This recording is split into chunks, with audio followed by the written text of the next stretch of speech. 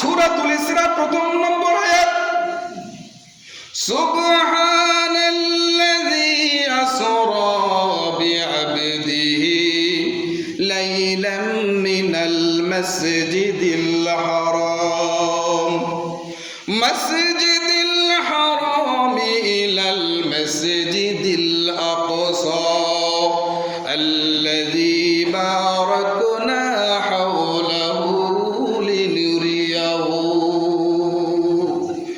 লিনুরিয়াহু মিন আয়াতিনা ইন্নাহু হুয়াস সামিউল আলীম। রব্বুল আলামিন যিনি তার বান্দাকে ইসরা করিয়েছেন, রাতের বেলা বাইতুল হারাম থেকে বাইতুল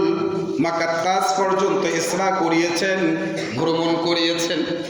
সেই রাত্রিতে